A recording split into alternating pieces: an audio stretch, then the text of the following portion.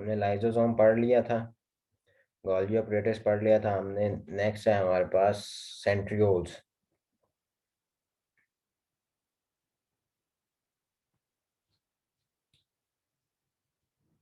ये सेंट्रियोल्स जो है ये एनिमल्स में प्रेजेंट होते हैं या फिर जो है बहुत सारे यूनिसेलुलर ऑर्गेनिज्म के अंदर भी प्रेजेंट होते हैं।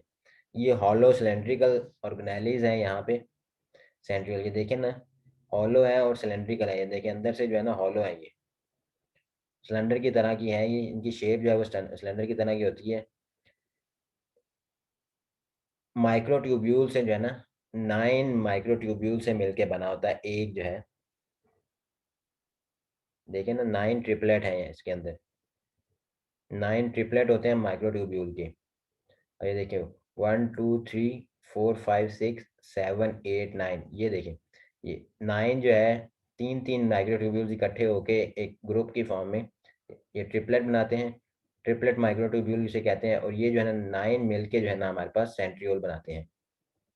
इसमें ट्यूब्यूल का आपको पता है कि ये ट्यूब्यूलिन प्रोटीन से मिलके बना होता है।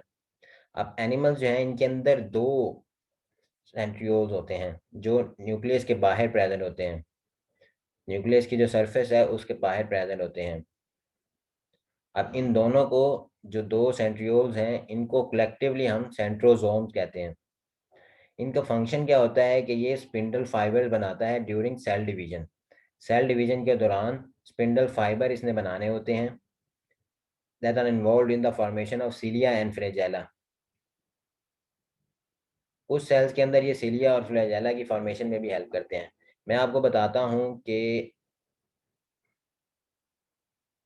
किस तरह से स्पिंडल फाइबर्स बनते हैं।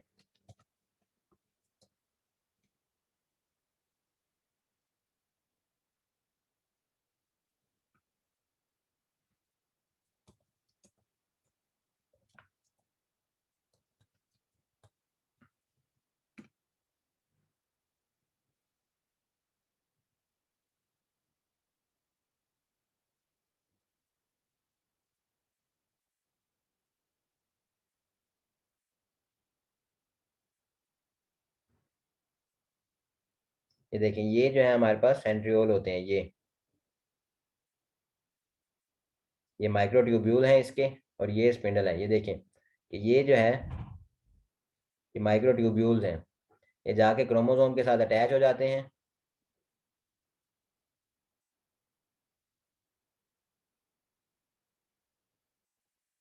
ये देखें ये जो ट्रिपलेट है ये इकट्ठा होके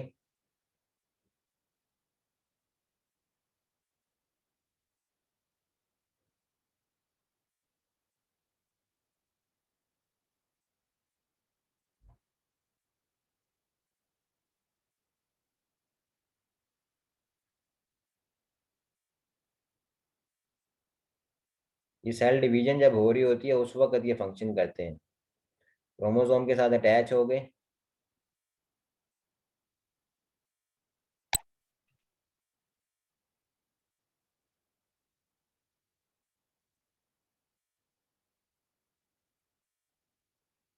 अब ये देखें ये स्पिंडल फाइबर इस तरह से बनते हैं। क्रोमोसोम जो है उनकी सेग्रीगेशन करते हैं, सेपरेट करते हैं क्रोमोसोम को। ठीक हो गया। इस तरह से स्पिंडल फाइबर्स बनते हैं। तो इनका मेन फंक्शन सेल डिवीजन के अंदर है।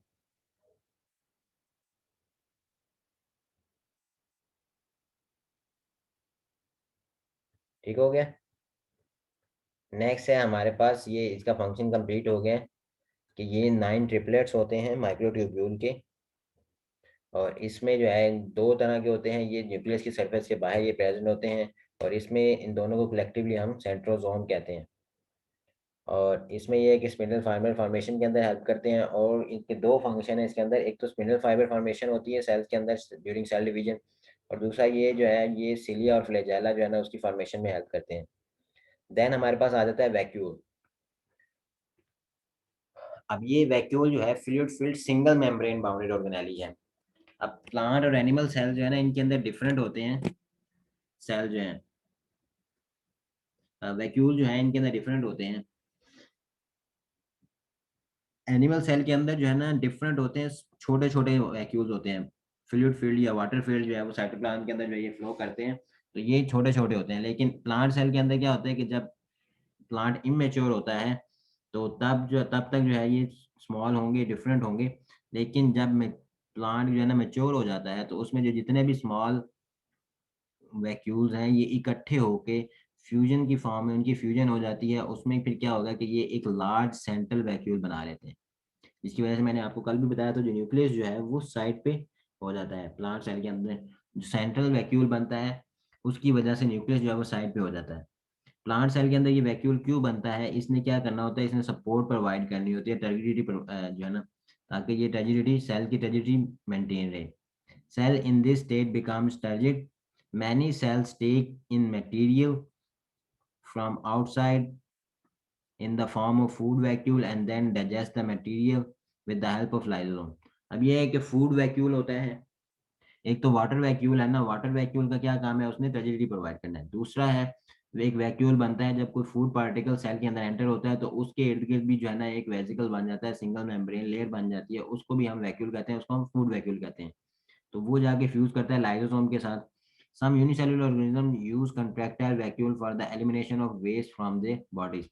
इसका थर्ड फंक्शन ये है, एक तो ये था कि ये वाटर वैक्यूल बनाता है। वाटर वैक्यूल का क्या काम है, ये टर्जिडिटी प्रोवाइड करता है। दूसरा इसका फंक्शन है कि ये फूड वैक्यूल बनाता है। फूड वैक्यूल जो है ना लाइसोसोम के साथ फ्यूज होके फूड पार्टिकल को जो है ना उसकी डाइजेशन करता है। थर्ड है हमारे पास जो कुछ यूनिसेलुलर ऑर्गेनिज्म है उनके अंदर कॉन्ट्रैक्टाइल वैक्यूल होता है। कॉन्ट्रैक्टाइल वैक्यूल क्या करता है, जो वेस्ट मटेरियल है उसको बॉडी से बाहर एक्सीड करता है। ये तीन तरह के फंक्शन है, ठीक हो गया। एक है वाटर वैक्यूल, फूड वैक्यूल और कॉन्ट्रैक्टाइल वैक्यूल, ये तीन तरह के होते हैं। एनिमल सेल के अंदर छोटे छोटे वैक्यूल्स होते हैं, जबकि प्लांट सेल के अंदर जब मैच्योरिटी तक पहुंचता है प्लांट तो सारे वैक्यूल्स मिल के एक सिंगल वैक्यूल या लार्ज जो है ना उनकी फ्यूजन से एक लार्ज वैक्यूल मिलता है जिसे सेंट्रल वैक्यूल कहते हैं। वो उसकी टर्जिडिटी, सेल की टर्जिडिटी या प्लांट को टर्जिड रखता है। नेक्स्ट है डिफरेंस है हमारे पास प्रोकैरियोटिक एंड यूकैरियोटिक। अब ये देखें ना, ये बैक्टीरिया है, ये फ्लैजेलम होता है, ये देखें ये इसकी लोकोमोशन में हेल्प करता है। इसके अंदर माइक्रोट्यूब्यूल्स का जो है ना वो काफी इंपॉर्टेंट रोल प्ले करते हैं, माइक्रोट्यूब्यूल्स और माइक्रोफिलामेंट। अब इनके अंदर क्या डिफरेंस मैंने आपको बताया था पहले भी। न्यूक्लियस का डिफरेंस है, सबसे पहले ये है कि न्यूक्लियस प्रोकैरियोटिक और यूकैरियोटिक के अंदर सबसे जो मेन उनके नेम से जाहिर होता है ना वो न्यूक्लियस के हवाले से जाहिर होता है जी। न्यूक्लियस जो है प्रोमिनेंट न्यूक्लियस होता है यूकैरियोटिक सेल के अंदर, या टू इसके अंदर न्यूक्लियर एनवेलप जो है वो बाउंडेड होता है और मेम्ब्रेन बाउंडेड होता है।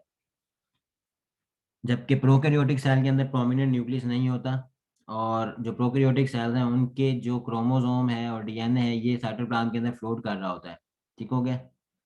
उस रीजन को जहाँ पे जो इनका क्रोमोसोम और डीएनए यहाँ पे जहाँ पे प्रेजेंट होता है प्रोकैरियोट का, उसको हम न्यूक्लियोइड कहते हैं।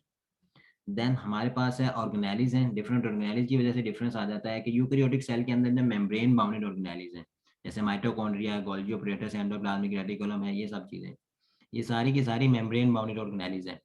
जबकि प्रोकैरियोट के अंदर ऐसी कोई ऑर्गेनेली प्रेजेंट नहीं होती जो मेम्ब्रेन बाउंडेड है। और दूसरा ये है कि राइबोसोम का डिफरेंस आ जाता है। जो ऑर्गेनेलिज में राइबोसोम है, राइबोसोम जो है वो कंपैरेटिवली लार्जर साइज होती है यूकैरियोट्स के अंदर as compare to prokaryotic cells. Third जो डिफरेंस आ जाता है हमारे पास वो साइज का है। जो यूकैरियोटिक सेल है उसका साइज लार्जर होता है as compare to prokaryotic cell, क्योंकि इसके अंदर ऑर्गेनेलिज हैं। ऑर्गेनेलिज वो भी मेम्ब्रेन बाउंडेड, उनको अलग अलग उनको स्पेस भी चाहिए होगी, तो इस वजह से इसका साइज जो है वो 10 टाइम्स लार्जर हो सकता है प्रोकैरियोटिक सेल से। देन हमारे पास है सेल वॉल। अब यूकैरियोटिक सेल्स की जो सेल वॉल है, जैसे हमारे पास जो है वो प्लांट्स वगैरह आ जाते हैं जिसके अंदर वो सेलुलोज से मिलके बनी होती है। जबकि प्रोकैरियोटिक हैं या काइटिन से मिलके बनी होती है। जो यूकैरियोटिक हैं जैसे फंजाई है यूकैरियोट्स के अंदर आ जाता है, उसकी काइटिन से मिलके बनी होती है। जबकि जितने भी प्रोकैरियोट्स हैं उनकी सेल वॉल हमारे पास पेप्टाइडोग्लाइकेन से मिलके बनी होती है, ठीक हो गया। यूकैरियोटिक की सेल वॉल सेलुलोज या फिर काइटिन से मिलके बनी है, वो डिपेंड करता है प्लांट पे या फंजाई पे। जबकि जितने भी प्रोकैरियोट्स हैं उनकी सेल वॉल हमारे पास किस चीज से मिलके बनी है, पेप्टाइडोग्लाइकेन से, ठीक हो गया। आज बच्चे इतना ही मैं आपको थोड़ा पढ़ा रहा हूँ ताकि आप लोग इसको अच्छे से याद कर सकें, ऑर्गेनाइज भी आप अच्छे से याद करें। काफ़ी स्टूडेंट्स करते हैं याद, लेकिन कुछ स्टूडेंट जो है वो बिल्कुल रिस्पॉन्स नहीं करते क्लास में। मैं वो नोट कर लेता हूँ, सर को डेली की रिपोर्ट देता हूँ मैं आप लोगों की।